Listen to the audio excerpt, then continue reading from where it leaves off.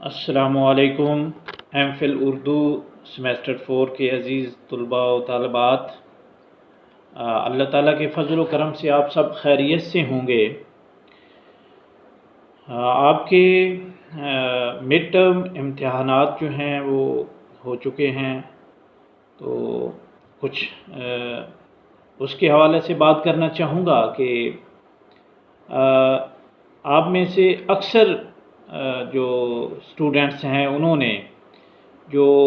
इम्तिहान का जो तरीक़ाकार है, जो एक सफ़हात की तादाद तक तयन था कि बताया गया था कि इतने सफ़हात तक आपने दोनों जो क्वेश्चन हैं वो अटैम्प्ट करने हैं, उसको फॉलो नहीं किया। कुछ ने वो 30 सफ़हात तक लिखा, कुछ ने 25। तो यहाँ तक जो है कोई वो जो कानून है ज़्यादा लिखने की, जिस तरह हम भी जानते हैं कि आपने कोई वो फिल बदी या ज़ुबानी या अपने तख़य्युल और इल्म को इस्तेमाल करते हुए नहीं लिखा। उसमें काफ़ी चीज़ें, आपको टाइम था, आपके पास 48 घंटे टाइम था, उसमें काफ़ी चीज़ें देखी। तो देख कर लिख भी ना सकना, और उसमें एक जो हुस्न तरतीब है और फिर जो हवाला जात हैं, मसलन कुछ तालिब इल्मों ने इतने अशार लिखे, यानी अपने मौक़िफ़ की तायीद या तरदीद के लिए 2-3 अशार काफ़ी होते हैं। यानी उस एक जो पहलू आप डिस्कस कर रहे हैं, कोई एक वाक़या बयान कर रहे हैं, तो उसकी मजबूती के लिए, तायीद के लिए, या अगर आप तरदीद कर रहे हैं तो वो अशार जो हैं या इक़्तिबासात वो काफ़ी होते हैं, बजाय कि आप वो पूरा सफ़ा जो है वो अशार से ही लिख दें। तो हाँ, अगर ये आपको याद होते तो एक अच्छा तासुर पड़ता है कि आपने इतने अशार जो हैं वो याद किए हुए हैं, हिफ्ज़ किए हुए हैं। मगर ये तो जैसा कि हम सब जानते हैं कि आपने देख कर ही लिखे। तो इस तरह का एक जो सलीका है, करीना है कि यानी आपने अगर मुख्तलिफ़ कुतुब जो है उनका इंतखाब करके उनको देख कर आपने जो एक असाइनमेंट टाइप जो पेपर था वो अटैम्प्ट करना था, तो उसका एक जो अहसन तरीका था कि यानी किस तरह आपने इक़्तिबास देना है, किस तरह आपने शेर कोड करना है, आगाज़ किस तरह करना है और इख्तिताम करना है। चलो खैर, तो अब जो हो गया वो तो सो हो गया। तो अब नेक्स्ट जो है हतमी इम्तिहान है, उसके हवाले से आप अभी से खुद यानी तैयारी करें, एक अच्छे नोट्स बनाएं। जितना हम यानी कुछ अहम चीज़ें जो लेक्चर में बयान कर देते हैं, बाकी आप ख़ुद जो है मुख्तलिफ़ कुतुब को देखें, उनका मुताला करें और उनको पढ़ें, ताकि बेहतर से बेहतर जो क्वेश्चन है उसको आप अटेम्प्ट कर सकें, उसका जवाब दे सकें। तो आज यानी ये जो पहला लेक्चर है आपके हतमी इम्तिहान के हवाले से, तो इसमें हम जो आगाज़ कर रहे हैं मीर हसन से। तो ये जो लेक्चर आज का है, इसमें हम मीर हसन की हयात व ख़िदमात के हवाले से बात करेंगे। उसके बाद उनकी जो मसनवी है सहरुल बयान, उसके हवाले से नेक्स्ट लेक्चर में बात होगी। तो मीर हसन की अगर हम साल पैदाइश के हवाले से बात करें तो उसका ज़िक्र जो है वो हमें कहीं नहीं मिलता, ना ही मीर हसन ने कहीं जो है वो उसका ज़िक्र किया। अलबत्ता ये लिखा कि गर्दश रोज़गार बदहंजार से शुरू जवानी में लखनऊ और फैज़ाबाद गया। मुसहफ़ी ने मीर हसन की उम्र और वफ़ात के बारे में लिखा है कि अशरा मुहर्रम में उनकी रहलत हुई, उनकी उम्र 60 से ज़्यादा होगी, और इस बिना पर कि मीर हसन का साल वफ़ात 1786 या 87 जो है वो है, और उस वक्त उनकी उम्र जो है वो 60 साल से ज़्यादा थी। तो साल विलादत जो 1727 या 28 जो है ये मुकर्रर कर दिया गया है। अच्छा, अब यहाँ हम देखते हैं कि दूसरा गिरोह जो है, और जिनमें ये गारसां दितासी की तारीख़ी अदबियात हिंदुस्तानी और तज़किरा तबक़ात शुराए ہند مؤلفہ کریم الدین اور جو فیلم جو ہیں، ان کی وفات کے وقت جو میر حسن کی عمر جو ہے وہ 50 سال دیکھ کر سال ولادت جو ہے وہ انہوں نے 1738 جو ہے وہ مقرر کر دیا ہے۔ اچھا، اب اس کے بعد قاضی عبدالودود صاحب جو ہے انہوں نے لکھا کہ میرے قیاس کے مطابق میر حسن کی جو پیدائش ہے وہ 1150 ہجری میں یا اس کے لگ بھگ ہوئی۔ اچھا، اس کے بعد ڈاکٹر وحید قریشی صاحب نے سفینہ ہندی کی اس عبارت کی بنیاد پر کہ وفات کے وقت میر حسن کے والد میر غلام حسین ذائق کی عمر 60 سال تھی، اور پھر یہ قیاس کر کے کہ وہ 1781 میں یا ذرا بعد فوت ہوئے، ذائق کا سال ولادت جو ہے وہ انہوں نے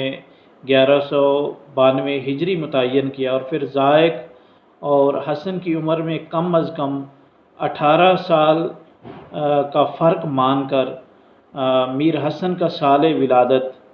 جو ہے وہ 1741 یا 42 جو ہے وہ مقرر کیا۔ اچھا، اب یعنی دلچسپ بات یہ بنتی ہے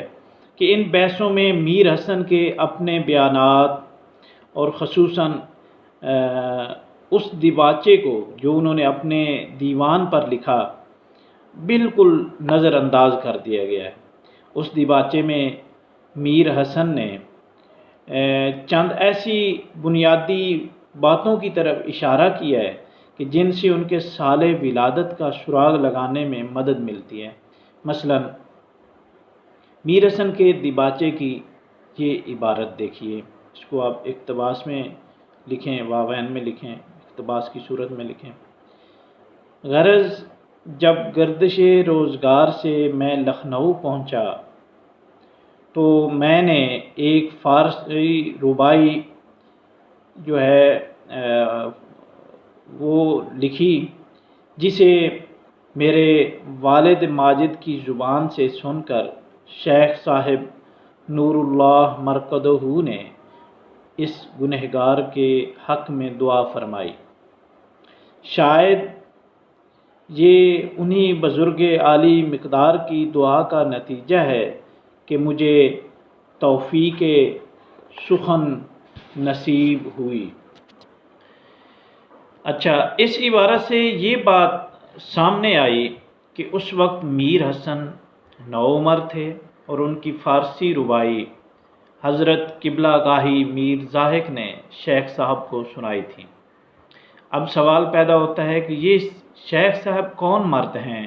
جن کا ذکر میر حسن نے اتنے احترام سے کیا ہے؟ اس گتھی کو میر حسن نے اپنے اسی دیباچے میں آگے چل کر سلجھا دیا۔ یہ اقتباس ہے، واوین میں لکھیں کہ چوتھے میر محمد تقی جن کا تخلص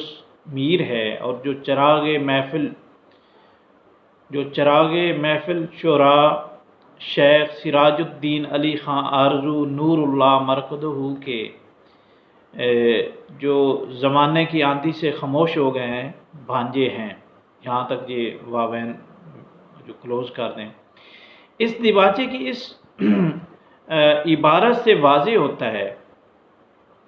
کہ شیخ صاحب نور اللہ مرقدہ سے میر حسن کی مراد سراج الدین علی خان آرزو سے ہے، جو فارسی کے جید عالم اور اپنے دور کے مشہور فارسی گو تھے۔ میر حسن کے علاوہ عام طور پر کسی نے آرزو کو شیخ کے لفظ سے یاد نہیں کیا۔ ان اقتباسات سے یہ بات بھی سامنے آئی کہ جب میر حسن اپنے والد کے ہمراہ دہلی سے لکھنؤ پہنچے تو اس وقت آرزو بھی لکھنؤ میں تھے۔ اچھا، اب دیکھا جائے کہ آرزو لکھنؤ کب پہنچے تو یہ ہمارے سامنے آتا ہے کہ وہ 1754 کو لکھنؤ پہنچے اور اس شہر میں نواب شجاع الدولہ نے ان کے حقوق کو پہچانا۔ تاریخ سے معلوم ہوتا ہے کہ شجاع الدولہ کے والد نواب صفدر جنگ عہدہ وزارت سے 1752 میں معزول ہو کر کچھ عرصے بعد دہلی سے اودھ روانہ ہوئے، تو 1754 میں عماد الملک نے احمد شاہ کو تخت سے اتارا اور اندھا کر کے اس کی جگہ شہزادہ عزیز الدین کو عالمگیر ثانی کا لقب سے دے کر تخت نشین کر دیا۔ تو 1754 عیسوی ہی میں سالار جنگ بھی اودھ کے لیے روانہ ہوئے، ارجوان کے ہمراہ تھے، اور یہ عبارت جو ہے یہ اقتباس آپ دیکھیے کہ اسی سال 22 ذی الحجہ کو لکھنؤ پہنچے، جو نواب صفدر جنگ کا تعلقہ تھا، اور راجہ نول رائے کی حویلی میں قیام کیا۔ اثنائے راہ میں نواب صفدر جنگ کی بیماری کی خبر مشہور ہو چکی تھی۔ لکھنؤ پہنچنے کے 2 روز بعد بنگلہ فیض آباد سے، جو اودھ کے پاس ہے، لکھنؤ میں خبر آئی کہ نواب صفدر جنگ بہادر نے اس عالم فانی سے عالم جاودانی کی طرف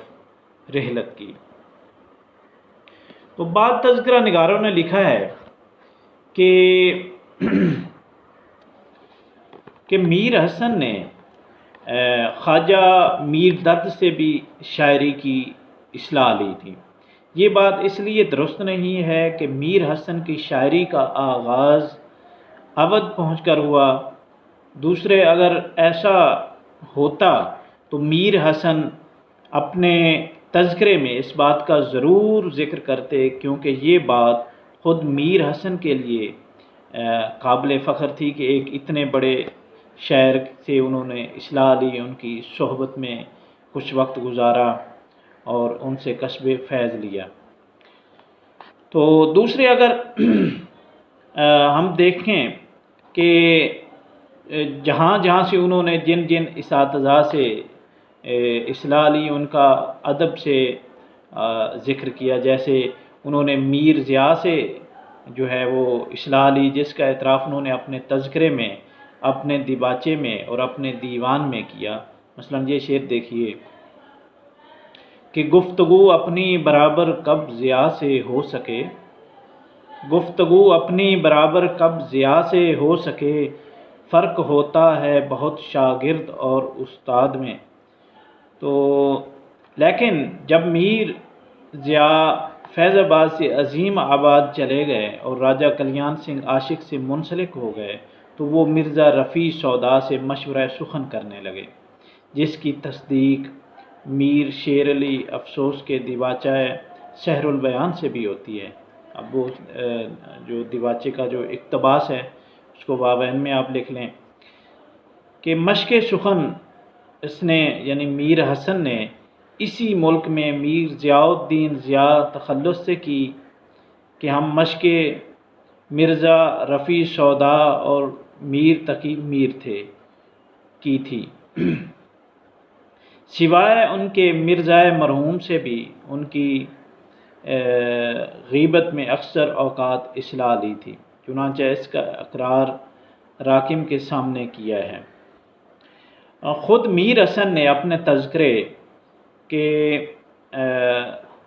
نسخے میں سودا کے ذیل میں لکھا ہے کہ جس وقت کہ اپنی غزل میں ان کے سامنے پڑھتا ہوں تو اگر اتفاقاً کہیں غلطی واقع ہو جاتی ہے تو وہ عذرائے شفقت خبردار کر دیتے ہیں، حق تعالیٰ انہیں عمر دراز عطا فرمائے۔